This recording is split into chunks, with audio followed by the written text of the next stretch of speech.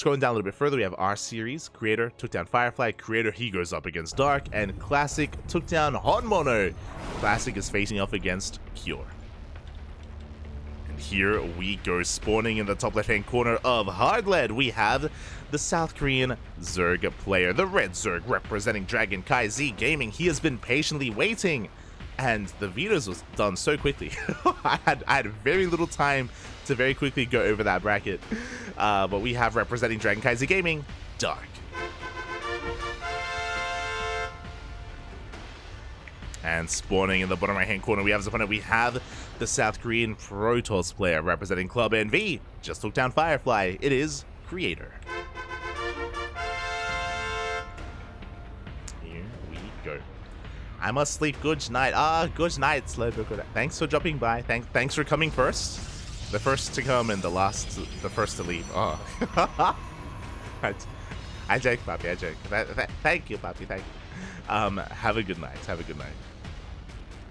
But predictions will be open for the semis. I typically, especially because we have very little time to get into these games, predictions will be open for the semifinals onwards. We're almost there. We're almost there. But now a hatch gas pool opener here from Dark. Everything looking standard. Pulling it back here. Dark has been very fond of proxy hatches in this matchup. Clearly, he's not doing it here in game 1, but at some point in this series, I wouldn't be surprised if he does spice things up in game number 2. Especially if Dark has some momentum. Back at home, Creator going for a standard gate expand. And I'm excited. This patch, I haven't really been able to cast much Creator. I've been focusing a lot on Hero and Classic and Hero and and Nightmare especially. We've been casting a lot of Nightmare. But I have been missing out on some Creator action. You know, I haven't been able to cover him as much as in months past. And I miss him, Papi. I miss him. So I'm really excited to see how he has adapted to the new patch and what he's been doing as well. Recently, we did kind of cover, in a way, documents that Hero has been very fond of Glaive Adepts recently. Been going for very varying different styles of Glaive Adepts, and Zerg players in Korea have been having a really hard time dealing with Hero. But Creator usually does things his own way, and he's usually a very defensive, macro-oriented PvZ player. Very, very defensive though, very akin to Showtime over in the European region. I wonder if that continues to be the case, or if he is adjusting and adapting. Across the map, we do have a pylon block. Third base is delayed. Ideally, you want to delay this third base long enough for the Adept to arrive, but it is dealt with, and Dark, he can throw it down in time. The Adept gets here a couple of seconds too late, and Dark can get his third up and running. So far, everything looking as it should. He's splitting up his Lings as well. 2 Lings for the main, 4 Lings here for the natural. And behind this, Creator is going for a Stargate opener. Stargate into Oracles.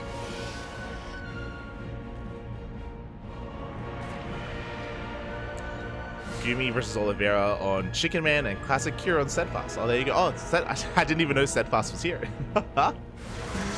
There you go, Steadfast is here as well. And as I mentioned, DRG versus Nightmare is on Enki's channel. The Adepts do commit to the shade. They get a couple of worker kills. 2 workers do go down. A lot of lost mining time as well. Not too bad. Meanwhile, the Oracle is zooming across the map. It's going to be an Oracle first into a Void Ray. The Void Ray can shut down Overlords and to hide and can help hide the tech of Creator as he's taking a lot of hits. Up. He gets 2 drones, but he barely escapes with his life. Oh my god, 7 HP. Barely does escape. Not too sure if that was worth it. Did get a couple of workers, that's true, and the Oracle was technically alive, but unlikely that it's going to be able to get too much more damage. Void Ray makes it out. We're going to be hunting down at least some of these Overlords. We've got 1 here outside the natural. We've got another outside the main. Overlord won't see much. And Creator is now taking his third. Now the question becomes, what is thrown down behind the third base? Now, I'm imagining this is going to be a Forge and a Robo with a delayed Twilight Council, because that's how traditionally Creator has been approaching this matchup. Oh, and we're going for a 4-minute 30 lair timing. Oh my god. Dark, what do you have in store for us? Now, with a 4-minute 30 lair timing, this should be for a Roach Warren, momentarily for Roach speed. Gases are being taken though, and I'm curious, if we don't see a Roach Warren soon, this could be for something else entirely, as we're making more queens. Additional queens are on the way, second gas is being taken as well. We're at the halfway mark, no Roach Warren. Is this going to be a Ling Queen Nidus all in? I am curious. I mean, we're not banking up Lings. No, there we go. I was like, where are the Lings? There they are. They're all rallied towards the natural. This should be Nidus play here from Dark. Behind this, we have a Forge and a Twilight Council. Standard follow-up here from Creator. He's not going for that greedy style that we were talking about. The style that I'm sure Dark is looking to punish. And there it is. There's a Nidus. So Ling Queen Nidus all in from Dark. Oracles, they do head into the third base to get a couple of drones. And if Creator had decided to skip or delay his Twilight Council, he would be in a lot of trouble. Because he didn't, he does have additional gateways on the way. He may be able to muster up an army to defend. It's going to be close. Especially considering that Creator hasn't scouted. He doesn't know. He hasn't seen the gases at the natural base or whether or not they have been taken. He hasn't seen the tech of choice. He hasn't seen the Roach Warren or the Bailey Nest or anything. Here we go. Dark is on the way. Dark is on the way. We have one shield battery here at the third base. We have no shield battery here at the natural. Oracles come in, they scout. They spot the Nidus. Now Creator knows, but I mean, the Nidus has already popped up. It's already too late. The all-in has arrived. Lings, they do get a full surround. Blink is not done. Overcharge putting in a lot of work. The Baileys are waddling in. They waddle into the mineral line. They try to. Oh, into the shield battery even. And the Baileys, they will connect. Every worker is going to be going down. The Queens are waddling on 4. That is 10 Queens. That's a lot of Queens, man. The Void Ray goes down. And it looks like this third base has been broken. Now, from here, Dark has a choice to make. He can drone. He does have a Hydrogen alloy. There we go. We're droning behind this. Dark, he's content killing the third. He's waddling back. He's going to be spreading creep in every direction, making sure that it's so difficult for Creator to expand. Spreading creep towards the triangular third and the linear third. Oracles are getting ready for a counterattack, but Queens are getting in position. Another transfuse. We barely are keeping the Queens alive. But we should back off here before this army does amass a little bit too much. We can hold on for now. Observer has arrived as well. Creator, he's trying to clear up the creep, but Dark is not making it easy. Not making it easy here for Creator. Prism is on the way. We may just go for a 2-base all-in. We're on 5 gates. Back at home, the Oracles, they dive into the main base as well. They get 4 worker kills. Pretty good amount of damage. But Dark is getting a 4th up and running. Hydra range on the way. So Ling Hydra as the follow-up. The question for me becomes, is Creator going to try to expand? Or do we just send it? He is making workers and he has +2 attack on the way. Oh no! As Creator attempts to expand, but he's delayed even further. And now Dark is amassing Hydras back at home.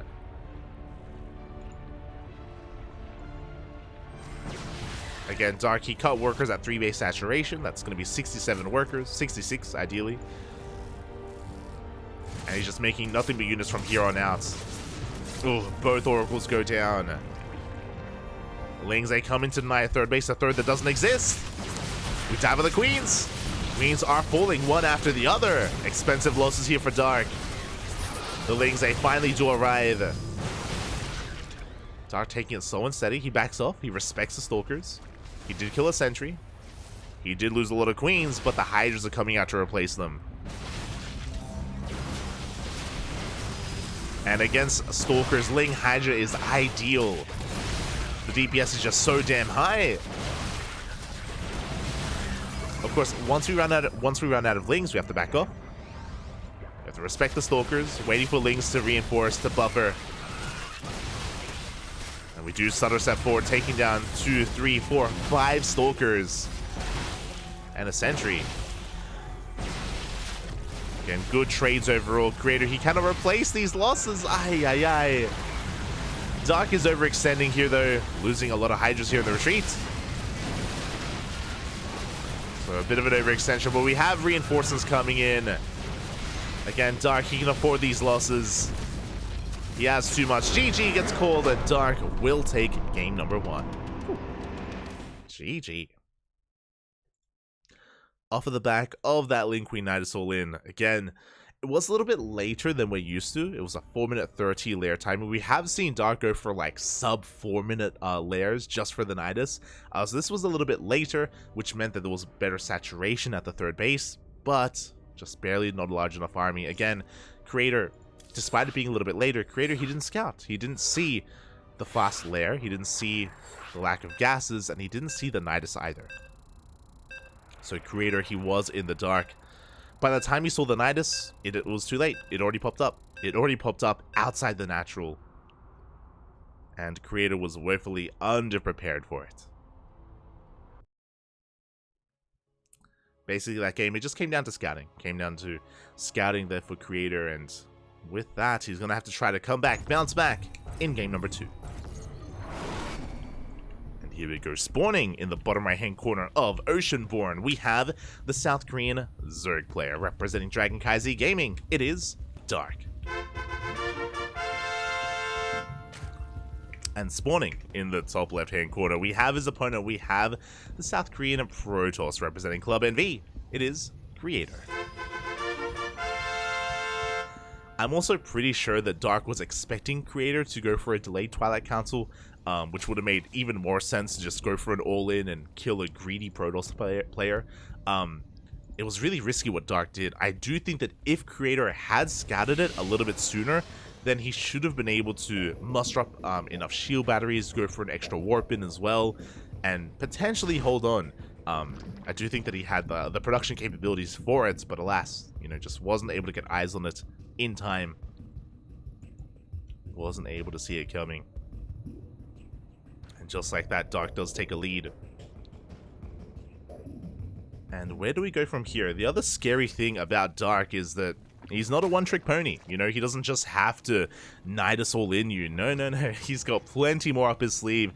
He's very fond of mutas in the mid-game. If he can ever get away with it in ZvP, he loves going for mutas on larger maps. Not applicable to Oceanborn, but he does on much larger maps like Hecate, for example, or maybe even maybe Radisson Station. We haven't seen too much of Dark on Radisson Station. But he's quite fond of going for Ling Ultra. Ling Ultra is a very active style, and it's a way to just gain map control and to just snowball out of control as well. He was very fond of it last season on Altitude and Ancient Cistern. That's why I was trying to think there, what are the maps that are most similar to Altitude and Ancient Cistern? And my brain goes to, I guess I would say maybe Hecate and Site Delta. Those are maybe the closest to them. But even then, both Hecate and Site Delta have very certain advantages defensively that kind of deter that kind of playstyle. Like especially Hecate. Hecate, your 3-base setup is so well set up. So well defined. But until then, we are getting into our openers, and Creator is going for a Stargate opener once again, which is normal. It's pretty standard. Would be shocked to have seen something like a Twilight Council or a Robo. Stargate makes plenty of sense here. Now, off of this Stargate, that's where we can start deviating and kind of experimenting a little bit more.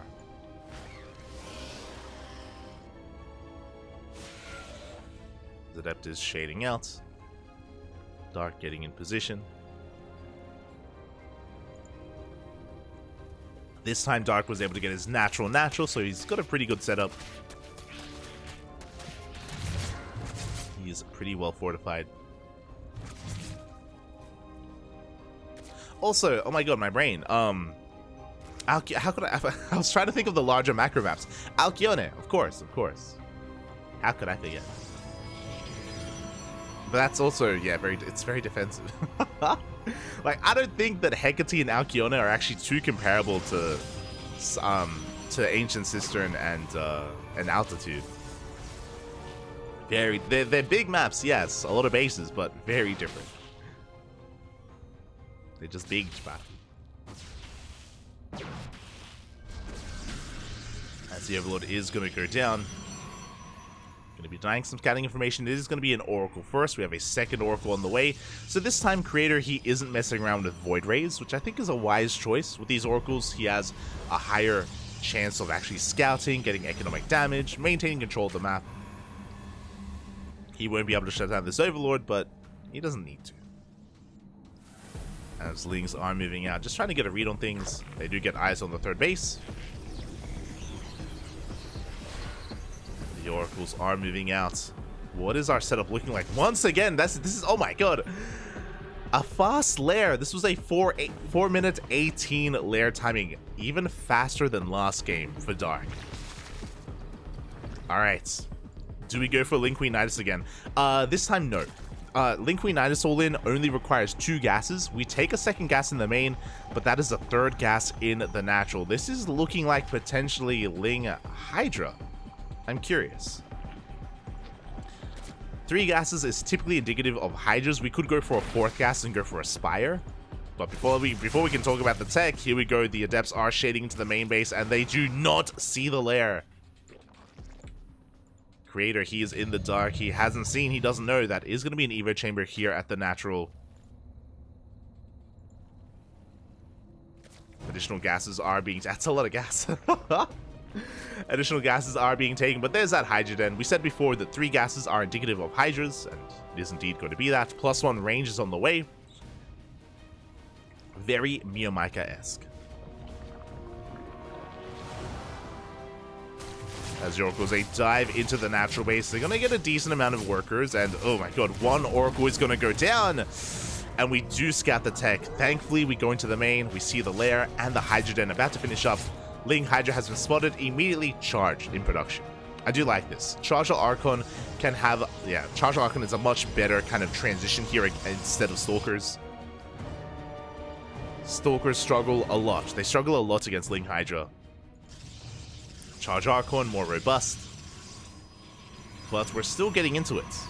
Templar Archives is still on the way. Charge just started, and Dark is pushing. Remember, it was a very fast lair here, and this Hydra timing it should be quite crisp. Quite crisp indeed. But now Ling's going to be threatening that third base. Before pulling back. Again, with all the gas we have to work with, it should just be Hydras. We shouldn't really be investing too much into Banelings. Storm is on the way. And this is going to be spotted by Dark. He does go in with the Overseer. He sees everything in the main. And Storm is a good way to shut down this army. Now, upon seeing Storm, Dark, he's got a choice to make. Either we commit or we tech up. And I would have said we tech up into a Infestation Pit, into Lurkers, into Lurker tech and Hive tech. Dark is going for a different direction. He's going for a Spire. Crazy. We're switching gears and we're going to try and get into a Spire, try and get into Mutas. We'll see if we can get away with it. Meanwhile, Prism does get into the main, but is going to be forced back. Hydras and Queens are back at him to defend. Lings are moving out to deny the 4th, but Creator's in position, and Storm is about to finish. I'm loving the second Stargate, actually. Okay, so a couple of things are happening. 1, Creator, he knows he got scattered. He knows that Dark is aware of Storm. So the logical conclusion to that is Dark teching up into Lurkers. So we're getting into Immortal production, and we're going double Stargate Phoenix, which is a good way to gain map control and to also even CC and crowd control high-tech units like Lurkers as well. So I wonder if that's kind of the thought process here for Creator. We can even obviously transition to Skytoss, which is ideal against Lurkers. Meanwhile, Dark, again, switching gears, going into Mutas. Has the Spire been scattered? Alright, now it has. Yeah, it's been scouted. Okay. We know it got scouted. Here we go. Mutas are on the way. So the... I'm choking, man. We do have the Phoenixes that are going to be shutting down the Mutas. How many do we have? We have 2 Phoenixes. Now, we're investing quite a lot into these Mutas. 7 is like the ideal number to harass. We're going up to 11, and we're getting +1 air attack as well.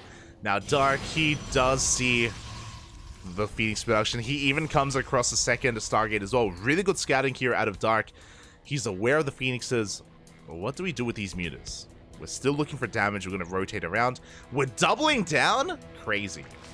Dark response. I see you're going Phoenixes. I'm just gonna make nothing but mutas from here. Very bold move. Now this can work. Mutas, they can still overwhelm Phoenixes, especially in low numbers. But with Storm to support, this feels a little bit stubborn. We'll see if it works. This is a crazy decision here from Dark. At the same time, he's rotating around with the Zing Hydra. Mutas do pull back. How many mutas are we up to? We are up to 21, soon to be 27 mutas.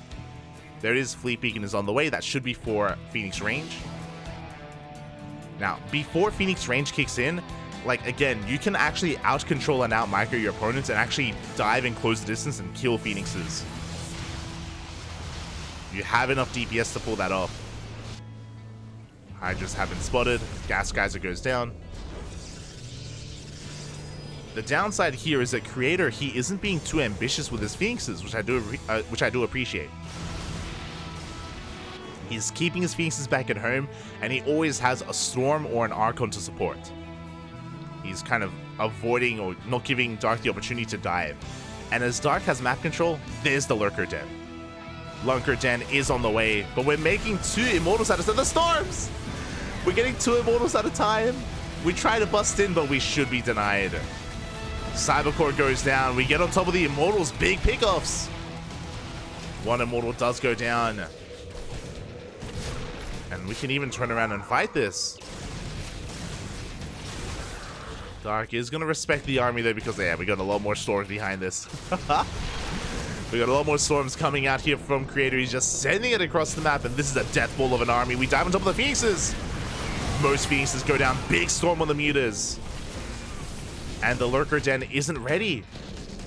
If we had Lurkers, then I think we can hold. Without them, this is going to be close. Mutas, once again, they try to turn around. They try to fight. Range is done for the Phoenixes. Creator is pushing. Yeah, the Queens are coming forward. Big storm shield on the Mutas. Once again, we dive on the Prism. But a lot of Mutas go down. And Creator, he may just have too much. He's just barreling through this army. No Lurkers, no backbone. A lot of Hydras, though. Yeah, the Muta cloud is evaporated. And you can see the Hydras are struggling. We had another storm in the chamber. And Creator, he is busting through this. The boys are being pulled. That's how desperate Dark is being right now. But we have another storm. I believe that's the final storm for Creator. Hydras are pushing forward. They're being picked up one after the other. Reinforcements are on the way. We are getting on top of some of these Immortals. Dark is forcing this back, but he has lost 24 workers. That's too much economic damage. Oh, we do get 1 Immortal. Can we get both? He wants it. Gets a sentry. Dark holds, but what is he left with here? He's down to 55 workers. He has a good base count, that's true, but he has a lot of droning to do. And unfortunately for Dark, Creator is not slowing down. We have a War Prism on the way. With the completion of this War Prism, I'm pretty sure Creator, he wants to just warp in, remax, and push as quickly as possible. Creator, he has a lot of momentum going his way. Dark, it was a bold move going for all those mutas, but yeah, GG gets called. He's too far behind, and Creator will tie up the series 1-1. GG. For Dark, to know that he got scattered, to double down on mutas was crazy. As we saw, the Phoenixes weren't really the issue there. It was the Storms. The Storms did so much damage to the mutas, they just annihilated them. And without the mutas, there was just nothing really to stop the ground army either. You saw that the Lurker Den was a little bit late. Even if we had the Lurker Den, even if we had like 4 Lurkers, Creator could have still broken through. It would have been close. It would have been very close. Just because Immortals can be quite tanky and they can do a lot of damage to Lurkers as well. That's why Creator was doubling down on Immortal production. Traditionally, Immortals are amazing against Roaches, not against Hydras. But, I mean, again, that's what Creator was banking on. He was just hoping or anticipating a Lurker transition. That's why he had so many Immortals there. He was ready for the next step. Didn't even need it. Here we go. We're getting into the next game, into the ace match between these 2 players, and spawning in the top right-hand corner of Solaris, we have the South Korean Zerg player representing CranKy Gaming. It is Dark. And And spawning in the bottom. Oh, let's go. We're going for a 12 pool, which means we should be sending a drone across the map. In the bottom left-hand corner, we have the South Korean Protoss representing Club NV. Tying up the series, it is Creator. Here we go. A 12 pool is upon us. I mentioned before that Dark has been very fond of going for proxy hatches. And at the very start of this series, I was like, I wouldn't be surprised if Dark does send out or does proxy hatch at some point in this best of 3. This drone, though, is going for... Yeah, we're going across the map. Yeah. This drone is going across the map. We are proxy hatching here. So Dark doubling down here on the aggression. Again, Dark has been very fond of this. He's been doing this almost every single ZvP for the past 2-3 weeks. 3 weeks, maybe? Yeah, he likes it, puppy. He likes it. And here we go. The drone is going to be slipping across the map. We are going to be able to set up a hatchery here as a part of the wall. And Creator is none the wiser. I say that the probe is moving out, and we're going to be able to throw down that cyber core. Lings are on the way. Ooh, Dark actually does throw down the hatchery. He doesn't go for the proxy. He has the drones, but he doesn't go for it. Lings are moving out, though. Here we go. We're diving on in, going straight for the pylon. There was no probe scout. Mate, the lack of probe scout is huge, actually.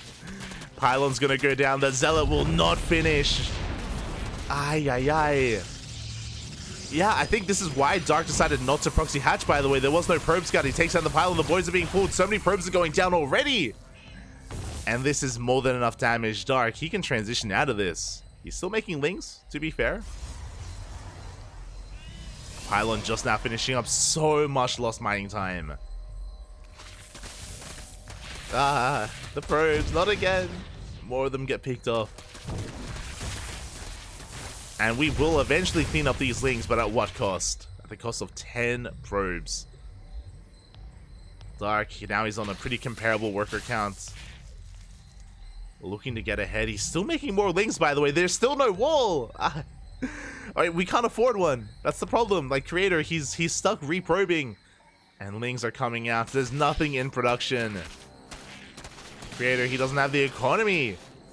Boys are being pulled once again. The Zealot is busy in the main. And Dark, he's just hammering down that link keys. Ay. Just rallying more and more Lings across the map. Not like this. Again, the Creator, he did do something crazy that is almost never done in this matchup, and he skipped the probe scout. Upon skipping it, it means he didn't see the 12 pool, he didn't see the late hatchery, which means he had no urgency to throw down a wall, which is why Dark didn't even need the proxy hatch. And he gets his... Oh, he's looking for surround. Not like this. Oh, he barely doesn't get it. Second Zealot is on the way. The second Zealot is out, sorry. Turning back around, but Lings, they have been amassing. We have a third Zealot coming out here for Creator. But it's not gonna matter. Not gonna matter, not anymore here, as this is how the story will end for our Protoss. Pylon goes down, GG gets called, and Dark will take the series 2-1. GG. And this is a PSA. This is a PSA for Protoss players out there. Probe scout, baby. That was crazy. No probe scouts. So Creator, he had no idea what was happening. That's why his natural base was just so wide open. As typically we would even have a second gateway and a cyber core, and we would even have a probe to wall off as well, just in case. But yeah, Creator just cutting too many corners there. And to be fair, this is something that you do at the highest level, but cutting corners in the early game against Dark is crazy, because I feel like, you know, Dark has a reputation, right? Dark, he has a reputation. We even called like a proxy hatch 12 pool at the start of the series. Like he does things like this, and you gotta respect that. You gotta put some respect on the name. And Creator, he was just gambling a little bit. He was taking a risk, taking a chance. Didn't pay off in the end. Did not. The one thing that would kill you in that scenario is a 12 pool, and yeah, just happened to be that one thing. Feels bad, man. Feels bad. GG, well played. Congratulations to Dark as he does advance on, and we need to figure out the hell is going on. Oh, we have our next series. We have our next series. Exclamation mark B in the chat if you guys want to have a look at the bracket yourselves. There's a Wikipedia page. There's a challenge bracket. As we do switch our scenes over. And, oh my, both semifinals already. My, oh my. This is going to be a quick broadcast. Let me just bring this down. There we go. Bring it down a little bit. Okay. From the top. DRG took down Nightmare 2-0. Hero takes down Dongray Gu 2-0 as well, advancing onto the semifinals. Gumiho versus Oliveira went all the way to the ace match. Oh, went all the way to game number 3, but Gumiho comes out on top. He's on cloud 9 in more ways than one. And Hero versus Gumiho is about to commence. I believe that is being covered by Chicken Man. I believe Chicken Man is going to be covering the upper semis.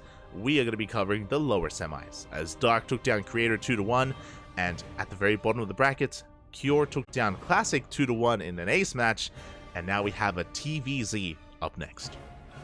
Dark versus Cure.